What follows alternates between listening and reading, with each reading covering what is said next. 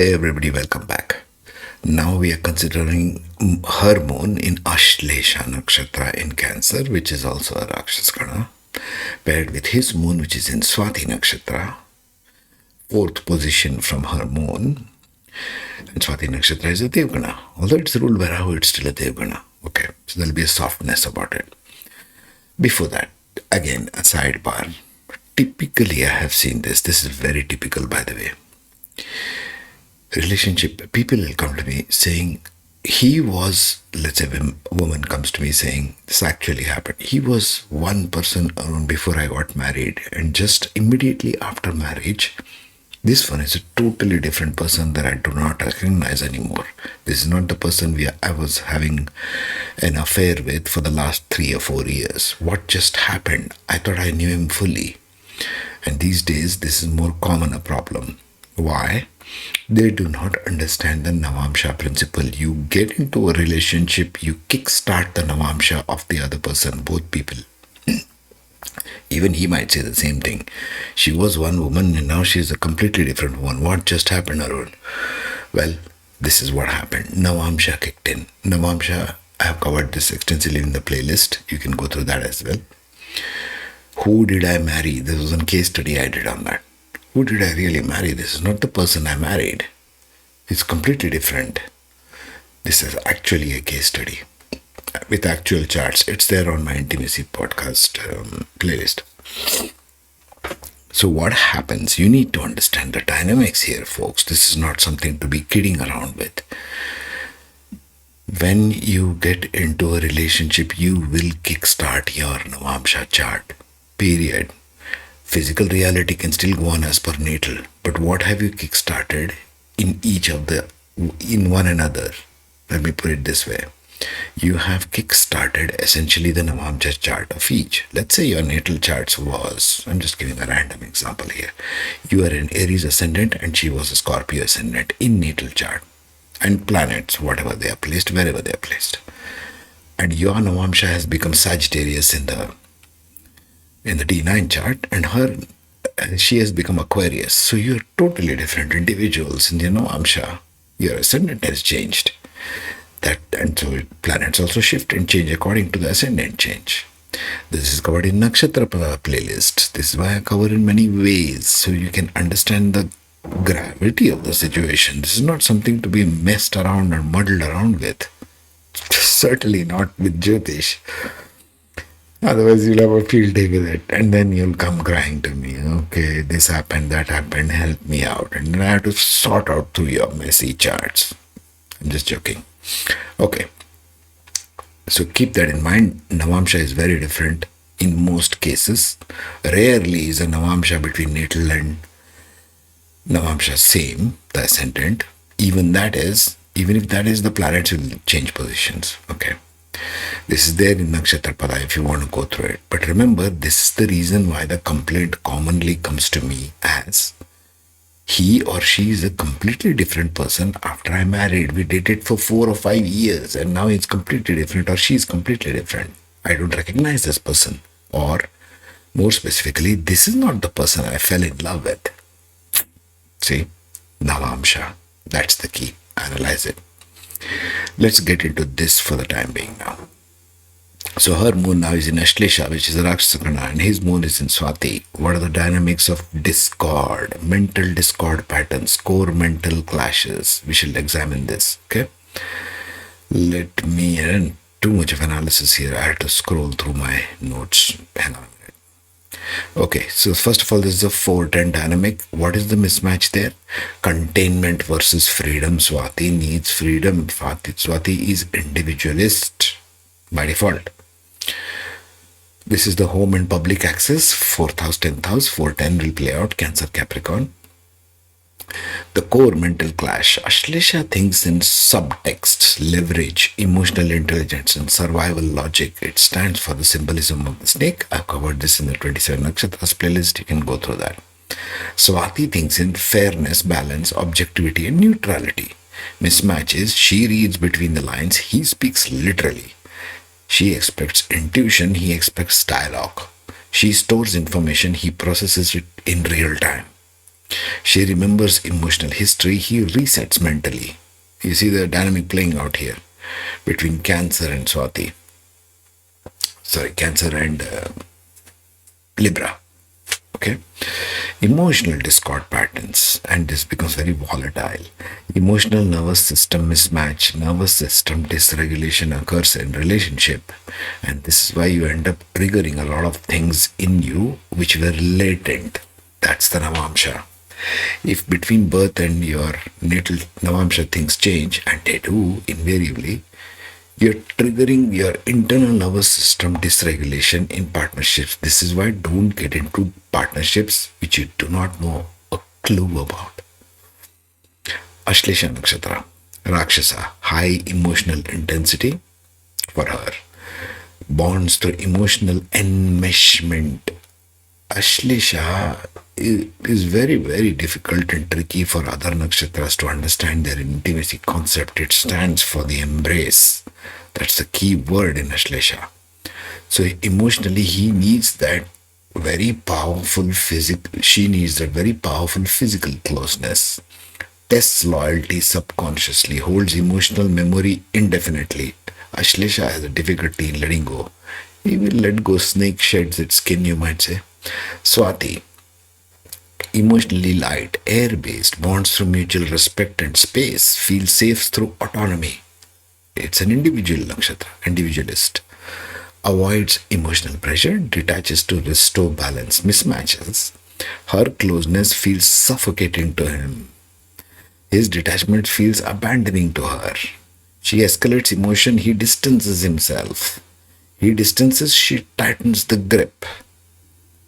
Like the snake coiling. When you think of Ashlesha moons, in terms of intimacy, thinks the snake all coiled up while mating.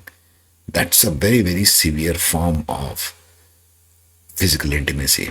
As the reptilian complex as it gets. Okay. So, communication failure zones. She communicates indirectly, emotionally, symbolically, while he communicates directly, rationally, and diplomatically. She hints, he misses. He explains, she feels dismissed. She tests, he avoids. He avoids, she suspects betrayal. Physical intimacy mismatch. She bonds sexually through emotional fusion. Ashlesha requires a lot of fusion. Okay, I'll leave it at that. He approaches intimacy through mutual comfort and ease. Her intensity overwhelms his Devgana nervous system. Devgana nervous systems are very, very sensitive. Manusha Gana, in between Rakshasa Gana, are very dense. His softness feels emotionally underwhelming to her. She seeks exclusivity. He seeks equilibrium. Libra. She sexualizes the bonding. He desexualizes the conflict. This is where all kinds of mismatch can occur. This is power dynamics start to play out when you pair Devgana and Rakshasagana. Ashlesha unconsciously seeks emotional control. Swati unconsciously resists any form of domination. Swati says, get out of here, you're not my owner. Immediately discards it. And Libra, as compared to Cancer, they are highly aggressive. It's a male nakshatra. Cancer is a female sign, not nakshatra. This leads to passive resistance from him, leads to strategic emotional positioning from her. So, Gana mismatches. Rakshasa Gana, Ashlesha, in her case, needs emotional depth, intensity, and certainty. Comfortable with confrontation and power dynamics, bonds through possession and emotional exclusivity, interprets withdrawal as betrayal. Two totally different things.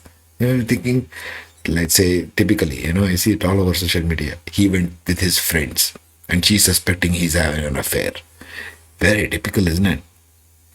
Devana needs harmony, gentleness, emotional safety, avoids intensity and emotional aggression, bonds through fairness and mutual respect, interprets pressure as threat. So these kind of things needs to be avoided. Now let's take another pairing. Ashlesha Nakshatra with Shravana. This is the 1-7 dynamic. Now this is going to be even more magnetic and stronger. Let's see that now. Okay, so now her moon is in Ashlesha and right opposite, 7th place from her moon is his in Shravana Nakshatra. This is Cancer Capricorn, isn't it? Maybe any houses. stop thinking this is ascendant and seventh place. Okay, it can be any other placements depending upon ascendant. Okay, so this is the 1-7 dynamic playing out. Let's directly dive in and see what this brings. This is a self versus partner, survival versus duty, emotional control versus moral responsibility. The core mismatches now. Ashlesha identity is built around emotional intelligence, control, and instinct protection. Shravana Nakshatra is partnership built around duty, ethics, correctness, long term stability. Now, I took Shravana in the previous podcast in the series also. So, what does that mean? Shravana moons are very Capricornian. It's in Capricorn, it's the heart of Capricorn. There's only one Deva in the heart of Capricorn, which is Shravana Nakshatra. And it takes slow, long strides. It takes time to learn. Shravana Nakshatra moon requires time to process everything. Slow and steady wins the race, like the turtle. Okay? She expects emotional intelligence. Ashlesha is strong. He expects ethical partnership, him in this case. So, mental discord. Ashlesha mental style, strategic, layered, and indirect. Reads tone, timing, and subtext. They are very good at this, Ashlesha moons. Thinks in survival logic. Stores information for leverage. Speaks selectively. Shravana, on the other side, is linear, principled, one step at a time. Put one foot in front of the other is Shravana Nakshatra. Processes through listening, doctrine, and precedent, thinks in terms of dharma, speaks carefully, formally, and sparingly. You can't expect Shravana Nakshatra moons to have a good conversation. They're as silent as they get. It's like the moon is told to zip up in Shravana Nakshatra. Avoids ambiguity. So, mismatches typically tend to play out as she sees his rigidity as emotional blindness. He sees her complexity as manipulation. She expects intuitive understanding, Ashlesha, very highly intuitive. He expects explicit articulation. So, when it comes to emotion, what happens? Now, she needs a lot of physical bonding and emotional fusion. That's what is her arousal. She will not be aroused by just conversational dynamics. Shravana, on the other hand, bonds through commitment, vows, and responsibilities. This is Capricorn at its best. It requires all these very formal things. It is not interested in short term gains. Let me put it this way. Shravana is in for the long haul. Regulates emotion through restraints, avoids emotional extremes, detaches to stay functional. They need to stay in their field. Shravana has got strong boundaries. Mismatch patterns. Her intensity overwhelms his nervous system. Like, what the hell? Like a snake crawling up my skin. I mean, literally. His restraint feels cold and rejecting to her. She escalates emotion. He becomes formal. He becomes formal. She becomes suspicious. See, again, the similar kind of dynamics start playing between Devgana and Rakshasa everywhere. The repeated failures is she hints, he misses. He advises, she feels patronized. A lot of talk goes on social media. He's patronizing. Don't be patronizing. What is this about? This is very childish. You need to first understand these dynamics. Get into Jyotish, study it. There's a whole audio playbook on this channel. She confronts emotionally, he moralizes. He moralizes, she internalizes and plots.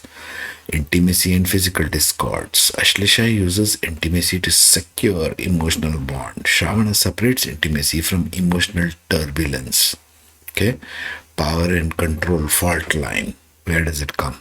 This is where power dynamics play out between couples, boss. You guys know what I'm talking about. Ashlesha unconsciously seeks emotional control. Shravana unconsciously submits to principle, not emotion. See, moon in Shravana Nakshatra is in a very tight space. They're typically stifled emotional people. They're very dry because Capricorn is a dry sign. It's sitting in the sign of Saturn. It's dry as possible. They will come across as very dry. And therefore, moon there becomes very trapped. You need to do some Vishnu Sahasranama if you're Shravana moon. Gana mismatches, final and clear. Rakshasa Gana needs intensity, loyalty, and emotional certainty. Comfortable with confrontation and emotional power. Sure. Bonds through fusion and exclusivity. Yes. Devgana, Shravana on the other hand, needs calm, ethics, emotional safety. They don't open up unless they feel safe. Shravana moons. Avoids emotional aggression. lot of avoidance in Shravana Nakshatra, bonds only through duty and correctness. All about principles. Is this correct? Is this not correct? Shravana Nakshatra, in terms of Devgana, evaluates by default like this, interprets intensity as instability. It's not the case, but her interpretation in her mind works like this. I should stop at this. I think tomorrow onwards or day after. Happy New Year to you all, by the way. December 31st, at last year, closing 2025. What a year it has been. A year felt like 10 years to me at least. I don't know about you guys. So, tomorrow onwards or day after tomorrow, whenever I get the space, I shall begin the Astro Vastu series. I should stop at this mismatching business. Typically, don't like to be the bearer of bad news, but just to caution you guys, you need to study this. All the material is in the files, in the community box, in my Google Drive. You can do your own matching, mismatching. Feel free. It's your life. You need to handle it properly. Get in the driver's seat, folks. That's all I'm suggesting. Take care. Be safe.